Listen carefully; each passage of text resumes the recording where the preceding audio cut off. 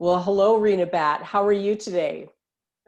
Hi, Liz Nichols. I'm really good.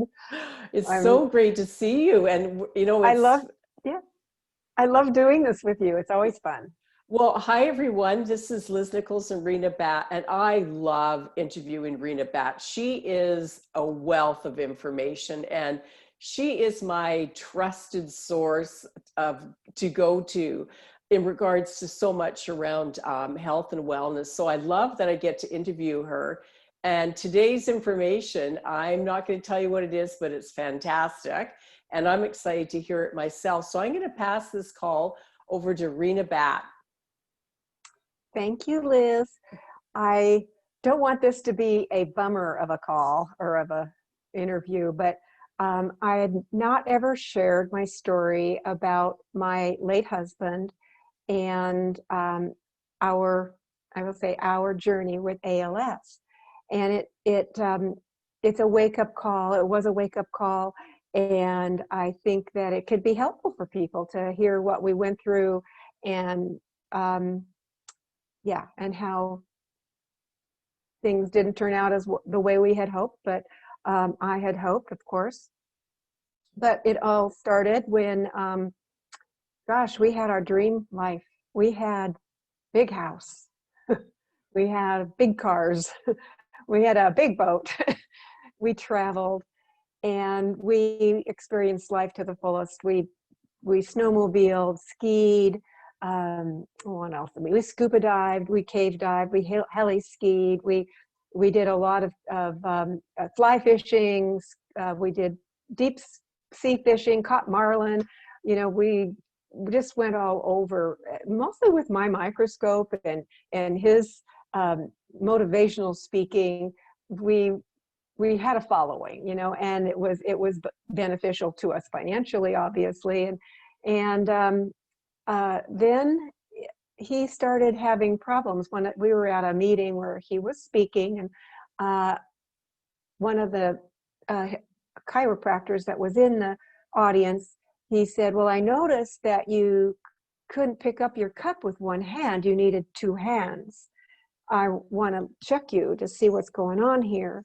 And we already knew he was getting weaker. And so we had stopped snowmobiling because he wasn't able to do the throttle, but he was still able to do a lot of other things. Long story short, this doctor told us to go get an MRI. So we did that, and they showed on that MRI that he had extreme thinness of his spinal cord in the neck. And that alone could cause him to go quadriplegic if he stepped off the curb and just went click on his neck. So he had radical neck surgery at that time. Went to a neurologist, did all the tests. They said, yes, that's what we won't probably get to strengthen your hands back, but we can fix that neck so you can keep walking. So they did. They put plates in the front, and he had quite a zipper on the back where they had done screws and wires and all kinds of things to shore up his spinal cord, his spine, so his spinal cord wouldn't snap. So that was the beginning. And as he got weaker and weaker, it was clear that I wouldn't be able to take care of everything, the home. His voice started going.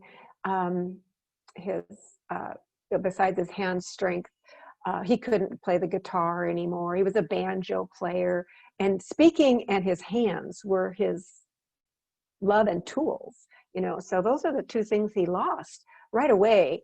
But it didn't keep him from going out to dinner or to events that he enjoyed attending. He didn't get to speak.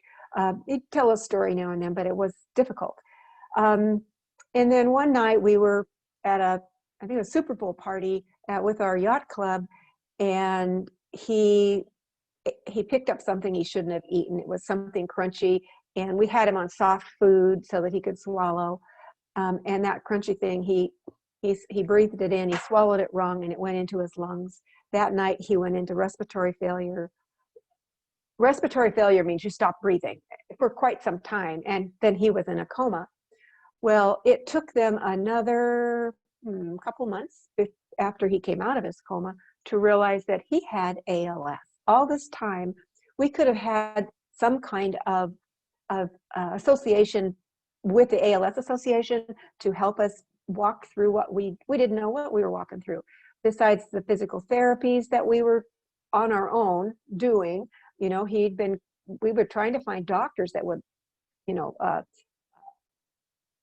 diagnose him, and that just wasn't happening until it was almost too late. So now he's on a trach, on a feeding tube, and in a nursing home. And then that lasted. I mean, he never quit trying. He was always up and about in his wheelchair, and he's always good natured about everything. And I remember his brother came in one day and he said, "You know, Bill, you still have command of the room." The room was much smaller, but you know, he knew how to make everybody feel okay about everything. And that was a long 3.5 years. Toward that end of that, we had, this is part of the story that I don't usually tell. My daughter and I went to a symposium about ALS at the local state college. And we were in the audience, and they had people I knew because I had already signed into the support of this ALS association. Some people I knew that had ALS, and some people that were caretakers or caregivers of people with ALS. And one by one, they talked about, why do you think you have ALS? And the nurse that was the moderator was saying, well, you know, it's a nerve disorder, it's a central nervous system disorder, and it's probably hereditary, but they weren't talking about anything about toxins. And I thought that was really, really odd, because what I had learned with the people in the ALS Association, that there's a strong indication that toxins were a part of the deterioration of that nervous system. And I knew the toxins in Bill's life. I knew that he played with mercury when he was a child in his grandfather's dental office. I knew that he had a lot of amalgam teeth fillings. I knew that he smoked for years and years and years. I knew that he worked in heavy equipment and on the railroad, which is all fuel and oil and lead-based stuff. So I knew that about Bill. And then, of course, Bill had the injury. And that injury was caused by, he rolled a dump truck over a ravine and was lucky to be alive after that. He did break his neck and he did break his lower back. And interestingly enough, part of that story is that he recovered with nutrition and was back doing the skiing and the fun things that we always did, until that day he couldn't hold that cup, which was about 15 years after he had recovered from that terrible accident.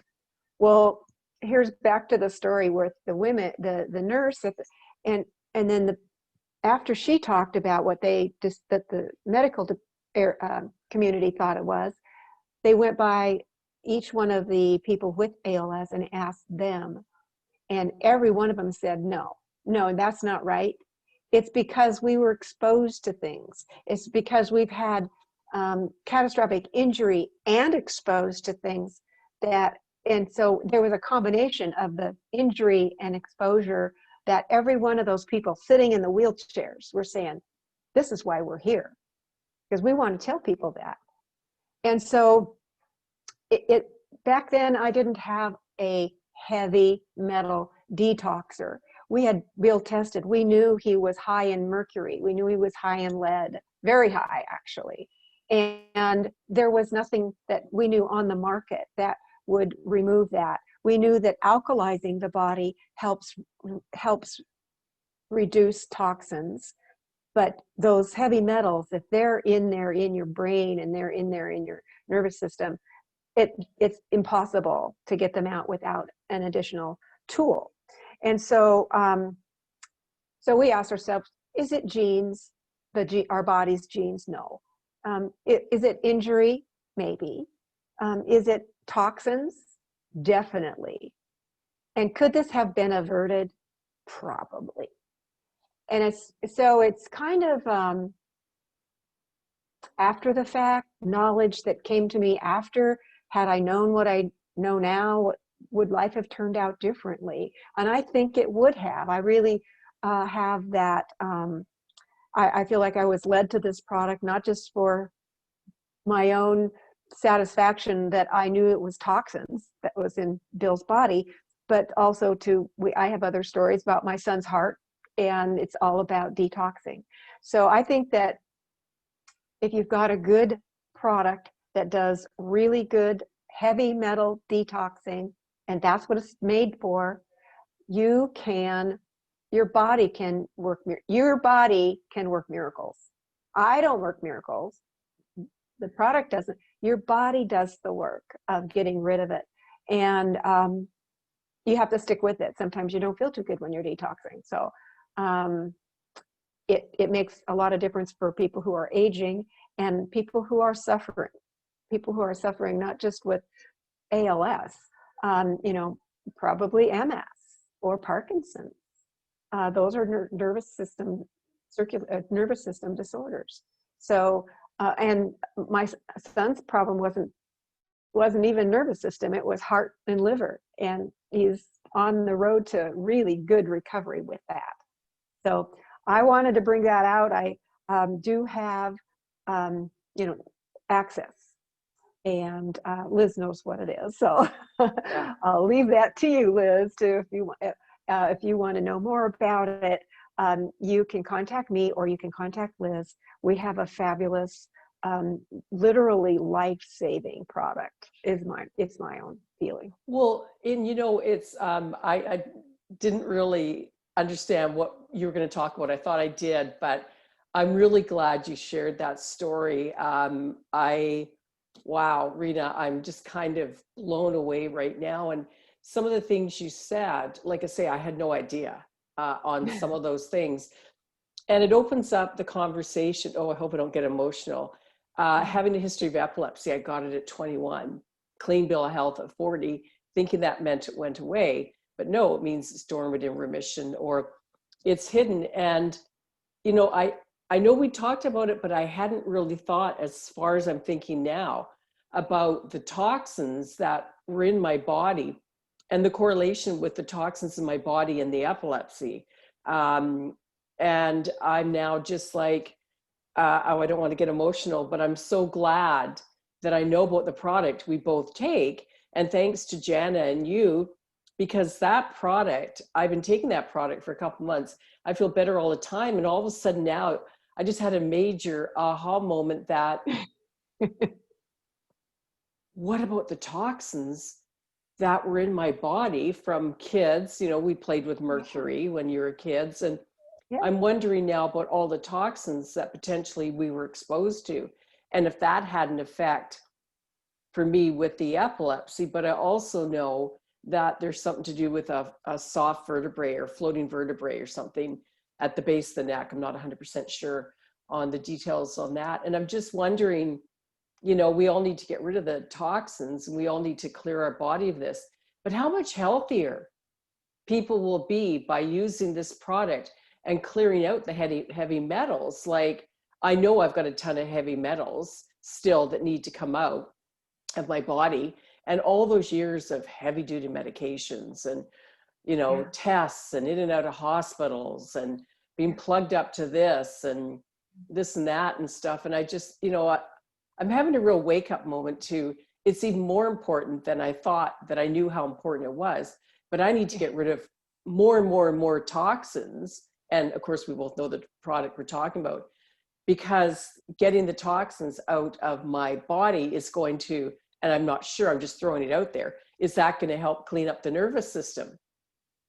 Well, I think the possibilities are really high of that, because I think the body knows what it needs to repair, and it can't repair if there's toxins in the mix. I know that when I found out that Bill was high in mercury and lead, and I knew that those were nervous system antagonizers, I also found out that his nutrition levels were very high because I was really pushing the nutrition down him to make him feel better. And he felt good, which was interesting. But there was one nutrient. And I think for anybody who has a nervous system disorder, it was molybdenum. Molybdenum. My mouth will not make that word. I've never heard of Molybdenum. that. It's a mineral, and it's a trace mineral. And we had actually had that in one of the products that particular company discontinued. And so when it was almost like, okay, he discontinued the one with the nerve protector. It protects the myelin sheath of your nerves. And then Bill stopped taking that because we couldn't get it anymore. And I'm wondering if that's when this whole thing went downhill. Oh. So I don't know that, but I do know that that was what they tested him for, that. And he was low in that. That's the only nutrient he was low in. And so that is a really important nervous system myelin sheath protector. So, and there's other myelin sheath protectors as well, but that was one that when you're missing it, it's like you've opened the barn door to the fire, and the fire comes in and the hay goes up, right? So that's kind of how I put it together with what I've read and what a lot of the things from the ALS Association actually say too. It's like a puzzle. It's like a detective trying to figure it out, that, okay, what must have happened here? So that's fascinating. Like I'm sorry you went through all of that, is my first thought. And then, oh my gosh, I'm so pleased you're sharing that story and the information. Like I say, I know we've talked a little bit, but no, I was not expecting to hear all that I heard today. And I'm just in awe. I'm speechless. Like, really, people, we need to get the toxins out of our body. For me, yes, having epilepsy is a big drive for me to get healthier and remove toxins so I can live the best life I can live. And health in general is so important. Yeah, and we won't say the product name, but if you have questions, reach out to either one of us. We both take it. We both know how beneficial it is. And one other little side note I almost forgot to say, it alkalizes. Oh. And we talk about alkalizing all the time on this little panel that we work on. And unfortunately, I missed that. It does alkalize. I've actually tested my son after using it. And yeah. Well, and interesting. It says it right on the package, it alkalizes. Oh, right. Yeah. I was just thinking, wait a sec, maybe I need more coffee this morning. The other thing I was going to say is that I interview Rena quite often, and we do talk about a variety of different topics. And we do have a previous interview talking about alkalinity. And if you go to shop or simplyminerals.shop or renabatt.com, or if you go on to my YouTube, I have 2 YouTube channels, and you can find all the interviews with Rena Batt there. If you go to Liz Nicholls or Elizabeth Nicholls, you'll find all the previous interviews I've done with Rena. And Rena, what page are the interviews that we've done together? Is it on the shop mineral? I don't have I haven't loaded those onto my website yet, but I also have a YouTube channel that's Rena Batt. Right, perfect. Thank you. RenaBatt. So Rena Batt, they're all on there. Oh, they are. Okay, perfect. So all the interviews I've done with you are on the Rena Batt YouTube. Yeah. Okay, that's perfect. Okay, yeah. So people can definitely go there. I will put in the information on this when I upload it to YouTube with how to contact Rena and myself. And Rena, you're going to put it up onto your YouTube as well, right? Yeah, just say, you can, I don't know what you want to call this. You want to call it Rena's story or Rena's, I don't know what we're going to call this. Yeah, We'll think of something. we'll have to, yeah. I don't know what we should call this interview. So if anybody out there has any ideas, well, once again, Rena, oh my gosh, I'm so blown away, like I always am when I get the opportunity to interview. It's always such a wealth of information, and I always go away from the interviews going, oh, I never even thought of that. Now I have to research that, or hey, wait a sec, maybe that applies to me, or and you realize you don't know as much as you want to know or should know around certain topics. So that's why I just love these interviews, and I hope we can continue them because it's always such an incredible wealth of information. Thank you. I always enjoy it too, and we'll do Oh, it again soon, I'm sure. we will. And thank you for sharing that story. Thank you so much for sharing that. Yeah, I'm just speechless. Like I had no idea. So thanks again, Rena Batt. And I will talk to you again soon. And we will post this on our YouTubes and on Rena's page, simplyminerals.shop. And I will put it on to a couple of my pages as well. Yeah. Thanks, Oh, Liz. thanks, Rena. Have a great day. We'll talk to you soon. Okay, Okay. bye-bye. Bye.